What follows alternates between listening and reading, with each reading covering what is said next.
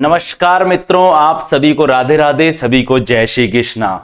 कैसे हैं आप? मुझे उम्मीद है आप सभी बहुत अच्छे होंगे और जोरों शोरों के साथ में अपनी तैयारियां कर रहे होंगे। तो जोरों शोरों के साथ में ही अपनी तैयारी करते रहना और मेरे संग साइंस को एंजॉय करते रहना। देखिए दोस्तों, हम पढ़ रहे हैं जो कॉम्पिटिटिव एग्जाम में आने वाली जो विज्ञान है, विज्ञान में आज हम एक बहुत ही महत्वपूर्ण टॉपिक पढ़ने जा रहे हैं, विटामिन। देखिए, हमने एक टॉपिक स्टार्ट किया था मानव आहार, और मानव आहार में हमने पढ़ा था कार्बोहाइड्रेट के बारे में। सबसे पहले तो मानव आहार क्या होता है। देखो, हम दिन भर में जो भी खाते पीते हैं वो सब का सब हमारा आहार होता है, उसे ही मानव आहार कहते हैं। और जब मानव आहार के अंदर कार्बोहाइड्रेट, प्रोटीन, वसा, विटामिन, खनिज लवण सब पर्याप्त मात्रा में पाए जाते हैं तो अपन कह सकते हैं कि जो हमारा आहार है वो एक संतुलित आहार है। हमारा जो भोजन है ना दोस्तों, उसके अंदर विटामिन का होना भी बहुत जरूरी है। क्या है? हमारे भोजन के अंदर विटामिन का होना भी बहुत जरूरी है दोस्तों। अगर हमारे भोजन के अंदर विटामिन ना हो, क्या नहीं हो? अगर हमारे भोजन के अंदर विटामिन ना हो तो क्या होगा? बॉडी के अंदर बहुत सी प्रॉब्लम हो जाएगी। कैसे? अभी देखिए, आप पढ़ते हैं अपन किसके बारे में? विटामिन्स के बारे में पढ़ेंगे। किसके बारे में पढ़ेंगे अपन? विटामिन्स के बारे में पढ़ेंगे। तो विटामिन क्या होते हैं यहां आप देख लो, मैं आपको बता देता हूं, पूरा का पूरा यहां समझा देता हूं। विटामिन विटामिन देखो आप, विटामिन से हमें ऊर्जा तो नहीं मिलती है। ऊर्जा तो नहीं मिलती है,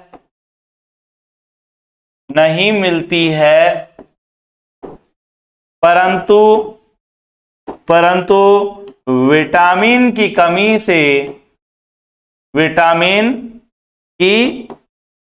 से शरीर में विभिन्न रोग हो सकते हैं।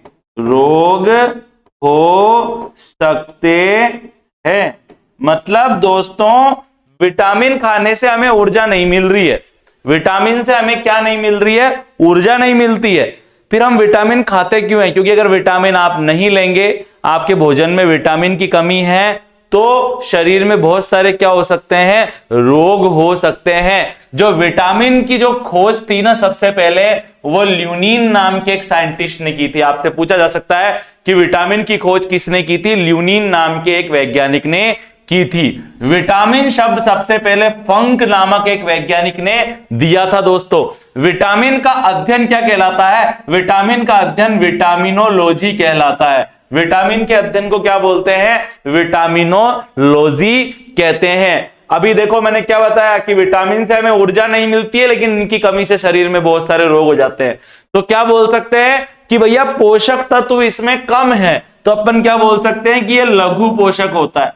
क्या होता है? यह लघु पोषक तत्व है। ठीक है, लेकिन ये लघु, जब ये हमें ऊर्जा नहीं देता है, पोषण नहीं देता है, इससे हमें एनर्जी नहीं मिलती है, तो काम क्या करता है? ये हमारे अंदर जैविक नियंत्रक का कार्य करता है, उपापचय नियंत्रक का कार्य करता है दोस्तों। तो विटामिन लघु पोषक तत्व है, ये जैविक नियंत्रक है और यह उपापचय नियंत्रक है। उपापचय नियंत्रक का मतलब क्या होता है? हम बहुत सारी चीजें खाते हैं जो जटिल होती है, और वो पाचन हो जाता है उन जटिल चीजों का, और वो सरल चीजों में टूट जाती है। वो सरल चीजें हमारी आंत में अवशोषित हो जाती है और हमारे शरीर में चली जाती है।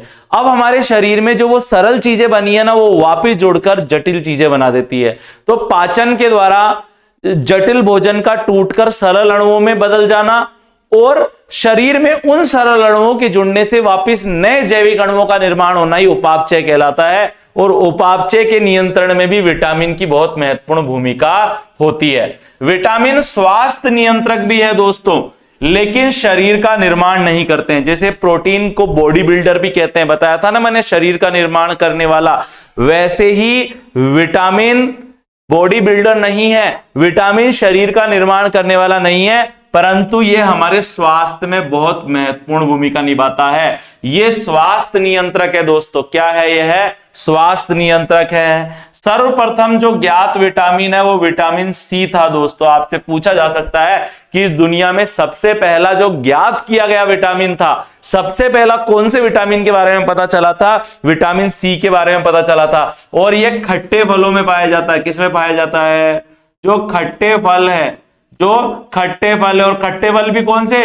नींबू कुल वाले, जो नींबू कुल के जो पादप है, नींबू कुल वाले जो पादप है, कौन से? जैसे संतरा हो गया, नारंगी हो गया, नींबू हो गया, ठीक है, ये सारे के सारे, इन सभी के अंदर विटामिन सी पाया जाता है। आंवले के अंदर भी मिलता है दोस्तों विटामिन सी सबसे ज्यादा, ठीक है। सर्वप्रथम आश्रित या निष्कर्षित विटामिन विटामिन बी था। क्या बताया गया है? सबसे पहले ज्ञात विटामिन तो विटामिन सी था, लेकिन सबसे पहले उस विटामिन का नाम बताओ जिसे अलग कर लिया गया था, जिसे बिल्कुल अलग करके किसी शीशी में पैक कर दिया गया था। कौन सा था वो? सर्वप्रथम निष्कर्षित विटामिन का मतलब है अलग किया गया विटामिन। जंतुओं में से या पादपों में से अलग किया गया विटामिन कोई निष्कर्षित विटामिन कहते हैं। और सबसे पहले कौन सा था? विटामिन बी था मेरे दोस्तों। अब मैं आगे बढ़ता हूं। विटामिन निम्न प्रकार के होते हैं दोस्तों। दरअसल विटामिनों का वर्गीकरण किस आधार पर किया गया है? जो विटामिनों का जो वर्गीकरण किया गया है वो किया गया है घुलनशीलता के आधार पर।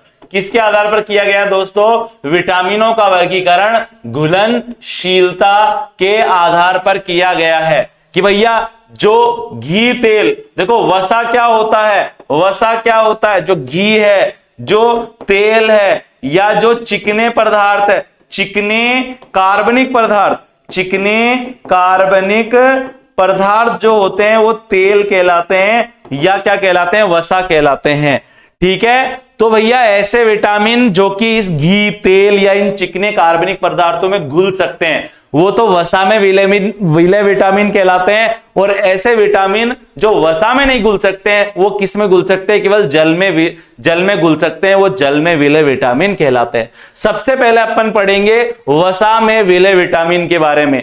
कौन कौन से हैं ये वसा में विलय विटामिन? जैसे विटामिन ए हो गया। देखो बच्चों, देखो दोस्तों, मेरी बात सुनो आप। विटामिन ए अपन ने लिया, उसको आप अगर पानी में घोलोगे ना, घुलेगा नहीं। लेकिन अगर आप उसको तेल में, घी में, या एसीटोन में, या बेंजीन में, मतलब किसी कार्बनिक विलायक में घोलोगे डालकर, तो इजीली वो उसमें घुल जाएगा, डिसॉल्व हो जाएगा।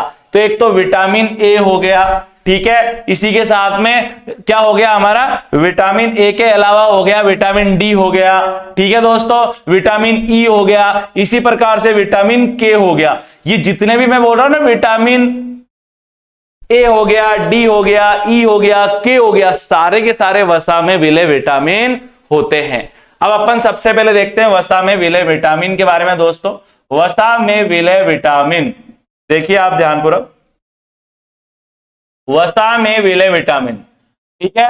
विटामिन ए, सबसे पहले अपन किस विटामिन के बारे में पढ़ेंगे? विटामिन ए के बारे में पढ़ेंगे। विटामिन ए को अपन रेटिनॉल भी कहते हैं दोस्तों। क्या कहते हैं इसको? रेटिनॉल के नाम से भी जाना जाता है। और आपको पता है जो ये रेटिनॉल है, जो ये विटामिन ए है, ये दो रूपों में पाया जाता है। इन दो रूपों को अपन समावयवी भी बोल सकते हैं। कौन कौन से रूपों में मिलता है आपको विटामिन ए या रेटिनॉल? एक तो मिलता है विटामिन ए, मिलता है आपको A1 के रूप में, और दूसरा वाला मिलता है A2 के रूप में। किस किस रूप में मिलता है ये रेटिनॉल? विटामिन A1 के रूप में और विटामिन A2 के रूप में। देखो कंफ्यूज मत होना, विटामिन ए दो रूपों में मिलेगा आपको। जैसे हमारा नाम घर पे कुछ और होता है और ऑफिस में कुछ और होता है ना, वैसे ही विटामिन ए दो रूपों में पाया जा रहा है, विटामिन A1 और विटामिन B2। A2 को अपन रेटिनॉल कहते हैं दोस्तों, और A2 को अपन क्या बोलते हैं? डिहाइड्रो रेटिनॉल कहते हैं। आपको पता है दोस्तों, विटामिन A1 यानी कि रेटिनॉल दृष्टि के लिए बहुत जरूरी है। आपसे पूछा जा सकता है कि देखने के लिए, आंखों के लिए सबसे इंपॉर्टेंट विटामिन कौन सा है? तो विटामिन A1 रेटिनॉल, ठीक है। ये वाली बात आपको ध्यान रखनी है। जबकि जो विटामिन A2 है, जिसे डिहाइड्रो रेटिनॉल कहते हैं दोस्तों, ये जो विटामिन होता है यह इपीथेलियल लाइनिंग। कौन सी लाइनिंग दोस्तों?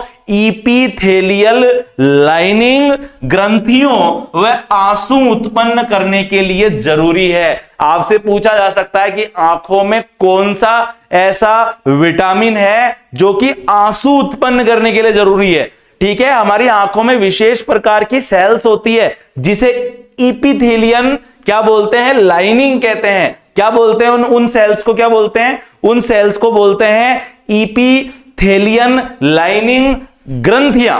आई बात आपको समझ में? हमारी आंखों में विशेष प्रकार की कोशिकाओं से बनी हुई कुछ ग्रंथियां होती है जिसे क्या बोलते हैं? इपीथेलियल लाइनिंग ग्रंथियां। आंसू उत्पन्न करती है ये ग्रंथियां। तो इन ग्रंथियों के विकास में आंसू उत्पन्न करने के लिए विटामिन A2 आवश्यक होता है। ठीक है, इसलिए अपन क्या बोल सकते हैं? विटामिन ए को नेत्र प्रतिरोधक विटामिन भी कहते हैं। विटामिन ए को नेत्र प्रतिरोधक विटामिन भी कहते हैं क्योंकि यह हमारी नेत्र के लिए बहुत जरूरी होता है। ठीक है, अगर इस विटामिन की कमी हो जाए तो दिखाई देना कम हो जाता है, अंधापन हो जाता है। लोगों के जब आंखों में आंसू ही नहीं बनेंगे तो धीरे धीरे आंखें सूखकर खराब होने लग जाती है। कई लोगों को तो क्या हो जाता है? रतौंधी हो जाता है, शाम के बाद उन्हें दिखाई नहीं देता है। अब भैया विटामिन ए की कमी से कौन कौन से रोग होते हैं जरा ये देखिए आप यहां पर। जैसे कि विटामिन A1 की कमी से होता है रतौंधी रोग। इसे रात्रि का अंधापन भी कहते हैं या नाइट ब्लाइंडनेस भी कहते हैं। ये होता है विटामिन ए की कमी से। आपसे पूछा जा सकता है विटामिन ए की कमी से कौन सा रोग होता है? तो रात्रि का अंधापन यानी कि क्या हो जाता है? नाइट ब्लाइंडनेस हो जाता है दोस्तों, और इसे अपन रतौंधी बीमारी के नाम से भी कहते हैं। इस बीमारी का कुछ और भी नाम है दोस्तों जिसे क्या कहते हैं? निक्टोलोपिया कहते हैं। आपसे पूछा जा सकता है कि निक्टोलोपिया बीमारी होती है ए विटामिन बी के कारण, बी विटामिन ए के कारण, सी विटामिन सी के कारण और डी के अंदर विटामिन के आ जाएगा। तो सही उत्तर क्या होगा दोस्तों? अपना विटामिन ए के कारण होता है। तो कंफ्यूज मत होना, रतौंधी को ही अपन विज्ञान की भाषा में निक्टोलोपिया भी कहते हैं। जो अगली बीमारी है दोस्तों वो कौन सी है? जीरोपथेल्मिया बीमारी है। कौन सी बीमारी है दोस्तों? जीरोपथेल्मिया बीमारी है जिसे नेत्र रोग भी कहते हैं। और ये विटामिन A2 की कमी से होता है। अभी मैंने आपको बताया था विटामिन A2 क्या काम करता है। विटामिन जो A2 होता है ना वो इपीथेलियल लाइनिंग जो ग्रंथियां हैं और आंसू जो बनते हैं आंखों में उसके निर्माण के लिए ये एंजाइम बहुत जरूरी होता है। अगर इस एंजाइम की कमी हो गई तो ना तो इन ग्रंथियों का विकास हो पाएगा ठीक से, ना ही बच्चों के अंदर आंखों में ठीक से आंसू का निर्माण हो पाएगा। और दोस्तों जब आंसू का निर्माण नहीं हो पाएगा तो धीरे धीरे अंधापन आने लग जाएगा। इसी बीमारी को जीरोपथेल्मिया कहते हैं। ये विटामिन A2 की कमी से होता है। इस बीमारी में क्या होता है? आंसू का निर्माण अवरुद्ध हो जाता है दोस्तों।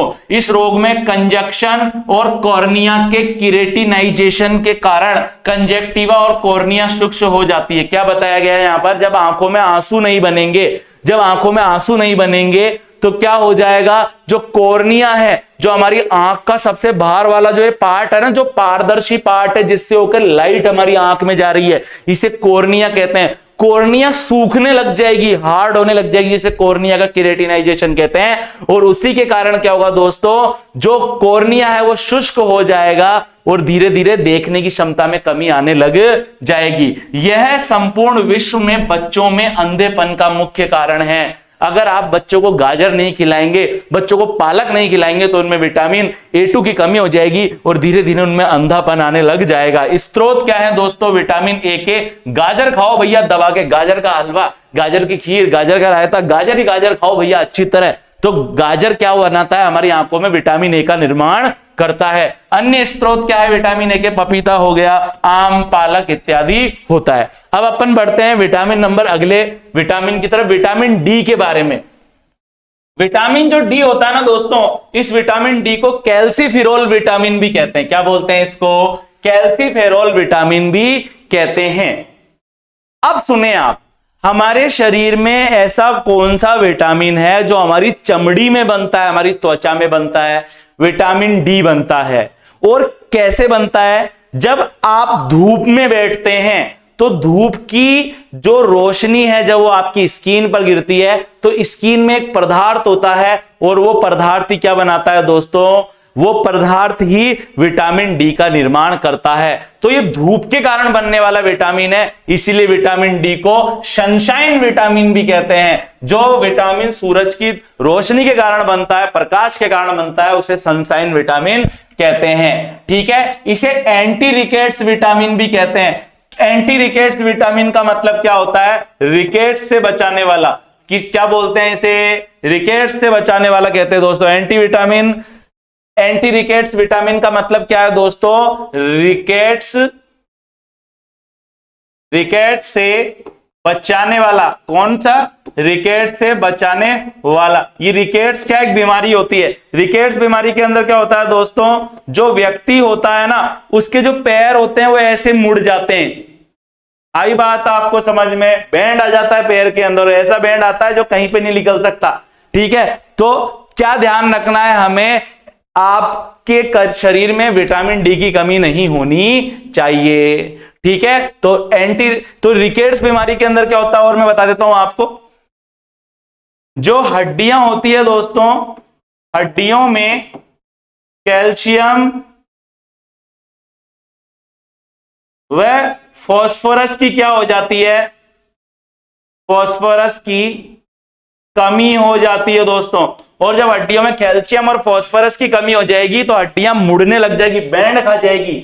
या तो ये बैंड अंदर की तरफ हो जाएगा या बाहर की तरफ हो जाएगा दोस्तों, तो इसी को रिकेट्स बीमारी कहते हैं। और अगर आपके को खूब विटामिन डी मिल रहा है पर्याप्त मात्रा में तो ये बीमारी नहीं होगी, इसलिए इस विटामिन को अपन एंटी रिकेट्स विटामिन भी कहते हैं। यह पराबैंगनी प्रकाश की उपस्थिति में कोलेस्ट्रॉल से त्वचा द्वारा निर्मित होता है। मैंने आपको जो प्रोटीन, कार्बोहाइड्रेट, लिपिड वाला जो मैंने आपको टॉपिक पढ़ाया था दोस्तों, मैंने बताया था लिपिड के अंदर, और लिपिड में भी मैंने आपको बताया था व्युत्पन्न लिपिड, और व्युत्पन्न लिपिड में भी हमने पढ़ा था कोलेस्ट्रॉल के बारे में। और कोलेस्ट्रॉल एक टाइप का ऐसा कोलेस्ट्रॉल होता है जो हमारी त्वचा में रहता है दोस्तों, और जैसे ही वो कोलेस्ट्रॉल सनलाइट के कांटेक्ट में आता है, वो कोलेस्ट्रॉल किस में बदल जाता है? विटामिन डी में बदल जाता है। जो विटामिन डी होता है वो हड्डियों और दांतों के लिए बहुत ही ज्यादा जरूरी होता है। अगर शरीर में विटामिन डी की कमी हो जाए तो कुछ रोग हो जाते हैं दोस्तों, जैसे कि अभी बताया ना, कौन सा रोग हो जाता है? रिकेट्स बीमारी हो जाती है।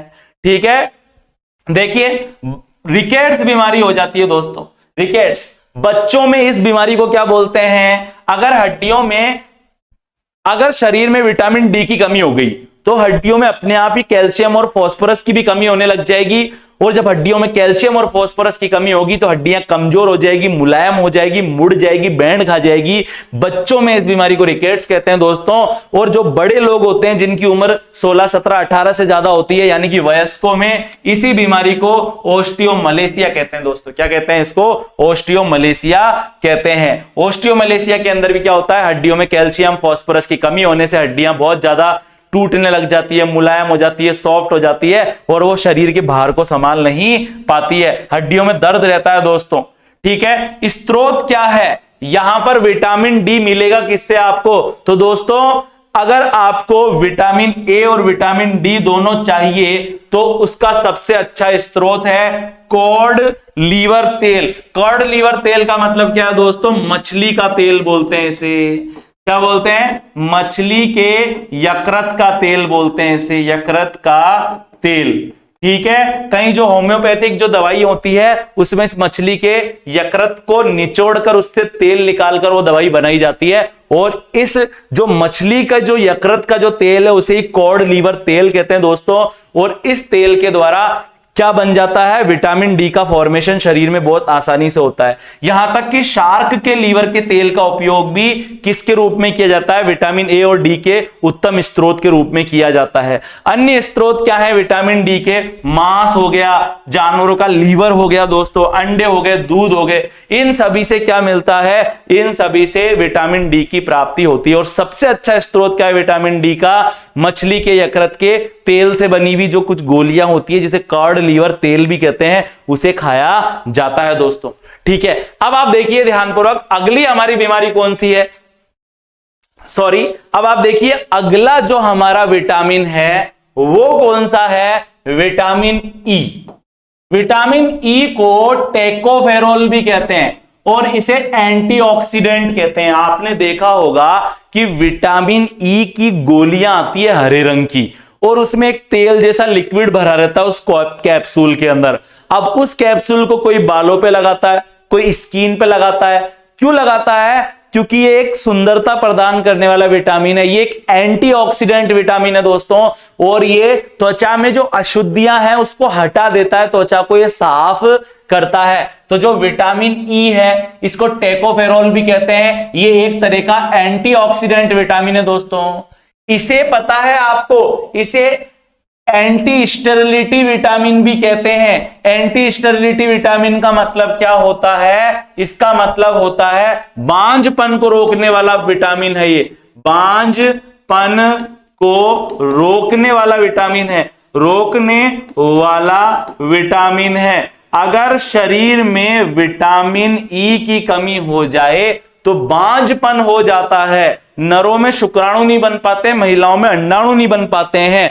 तो अगर ये विटामिन शरीर में है तो बांझपन नहीं आएगा। तो इसे क्या बोलते हैं? एंटी स्टेरिलिटी विटामिन कहते हैं, बांझपन को रोकने वाला विटामिन इसे कहते हैं। इसे ब्यूटी विटामिन भी कहा जाता है, क्योंकि बहुत सारी मेडिसिन के अंदर आपने देखा होगा ना, ये फेस वॉश लिया आपने, इसमें विटामिन ई है, इसको लगाओ और चमक जाओ। आई बात आपको समझ में? तो ये सारी की सारी बातें आती है। यह विटामिन त्वचा पर से दाग और झुर्रियां हटाता है। अब ये नहीं कि ये वीडियो देख के सब लिया है विटामिन ई और चौपड़ने लग जाए। नेचुरल जो भगवान ने जैसा बना दिया अच्छा है, ठीक है। इधर आप देखो मेरी बात, यह विटामिन त्वचा पर से दाग व झुर्रियां हटाता है, ठीक है। अब अगर शरीर में विटामिन ई की कमी हो जाए तो कौन कौन से रोग होंगे दोस्तों? मैंने अभी आपको बताया ना कि ये विटामिन अगर आप खा रहे हैं तो बांझपन को रोकेगा, लेकिन अगर शरीर में विटामिन ई की कमी हो गई तो भैया बांझपन हो जाएगा। स्टेरिलिटी बोलते हैं बांझपन को, और इसमें क्या होते हैं? बच्चे पैदा करने की क्षमता खत्म हो जाती है। स्रोत क्या है विटामिन ई का? अंडे हो गए, मांस हो गया, कॉटन बीज तेल हो गया, अंडे खा सकते हैं, मांस खा सकते हैं, या जो कपास के बीज का जो तेल है, कपास के बीज का जो तेल है, जो वो जानवरों को जो खड़ खिलाते हैं ना, उसमें वो छोटे छोटे बीज होते हैं जिसको अपन कुछ बोलते हैं, उन बीजों को पीसकर उससे तेल निकाला जाता है जिसे कपास के बीज का तेल या कॉटन बीज तेल कहते हैं। वो भी विटामिन ई का एक बहुत अच्छा स्रोत है दोस्तों, ठीक है। अब अपन देखते हैं आगे, विटामिन के बारे में देखेंगे अपन। किसके बारे में देखेंगे दोस्तों? विटामिन के बारे में अपन देखेंगे। विटामिन के, नेफ्थोक्विनोन। विटामिन के को अपन किस नाम से जानते हैं? विटामिन के को अपन नेफ्थोक्विनोन के नाम से जानते हैं।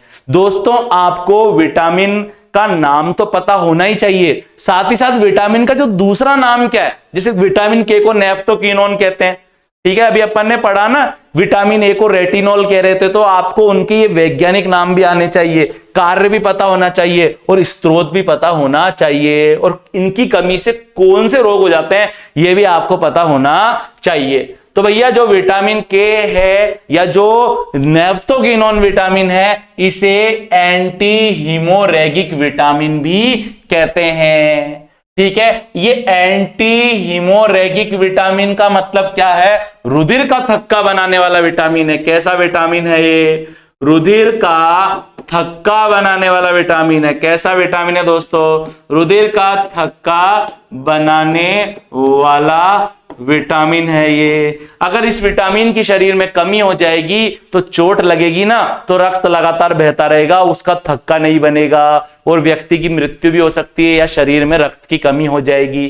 तो इसलिए इसे एंटी हीमोरेगिक विटामिन भी कहते हैं, ठीक है। अब भैया आपसे पूछा जा सकता है कि विटामिन के को लैब में किस रूप से जाना जाता है? देखो विटामिन ज्यादातर पेड़ पौधों से ही प्राप्त होते हैं, समझ में आ रही है बात आपको? जैसे बोला अभी मछली के लीवर से प्राप्त हो रहा है, पेड़ पौधों से प्राप्त हो रहा है, लेकिन विटामिन के कृत्रिम रूप से लैब में भी बनाया गया, जिसका क्या नाम है? मिनेडियोन। तो मिनेडियोन एक कृत्रिम विटामिन के का उदाहरण है। तो मिनेडियोन क्या आपसे पूछा जा सकता है? मिनेडियोन क्या है? तो यह कृत्रिम विटामिन के का एक बहुत महत्वपूर्ण अपन बोल सकते हैं उदाहरण है दोस्तों। मिनेडियोन क्या है? एक विटामिन के है जो कृत्रिम है। क्या है ये? लैब में बनाया गया है दोस्तों, बहुत महत्वपूर्ण होता है ये भी। विटामिन के प्रोथ्रोम्बिन के निर्माण के लिए आवश्यक है। ये प्रोथ्रोम्बिन क्या करता है? रक्त का थक्का बनाता है भैया। क्या बनाता है? ये रक्त का थक्का बनाता है। अगर विटामिन के की कमी हो जाएगी तो प्रोथ्रोम्बिन नहीं बनेगा, प्रोथ्रोम्बिन नहीं बनेगा तो रुधिर का थक्का भी नहीं बनेगा। कमी के द्वारा कौन सा रोग होता है? अगर विटामिन के की शरीर में कमी है, यानी कि नेप्थोक्विनोन की शरीर में कमी है दोस्तों, तो रक्त का थक्का नहीं बनेगा। स्रोत क्या है विटामिन के का? गाजर, टमाटर, लीवर, गोभी। गाजर खाओ, टमाटर खाओ, गोभी खाओ। अगर इन चीजों को आप लोग खाएंगे तो आप में कभी भी विटामिन के की कमी नहीं होगी।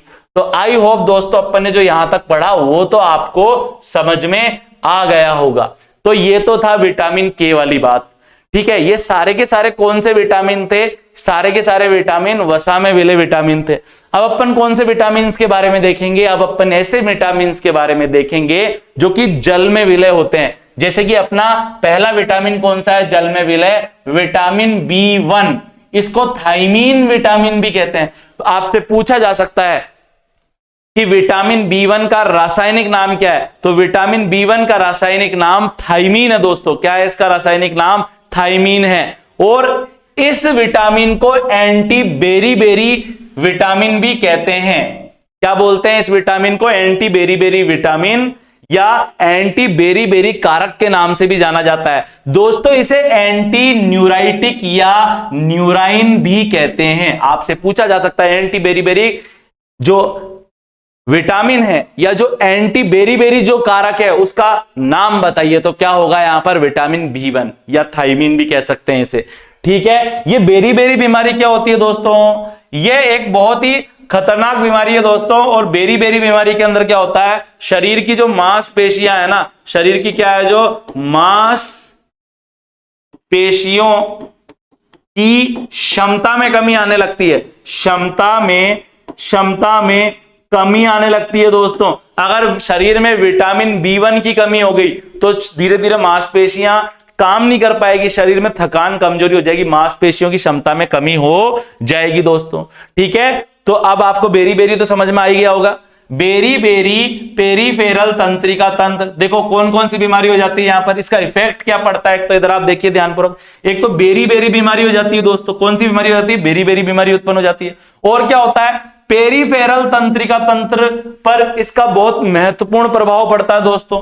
आहार नाल और कार्डियोवैस्कुलर तंत्र को भी प्रभावित करता है। जो हमारी आहार नाल है जहां पर भोजन का पाचन होता है, यहां तक कि हमारा जो कार्डियोवैस्कुलर तंत्र है दोस्तों, कार्डियोवैस्कुलर तंत्र है दोस्तों, ये कार्डियोवैस्कुलर होगा दोस्तों।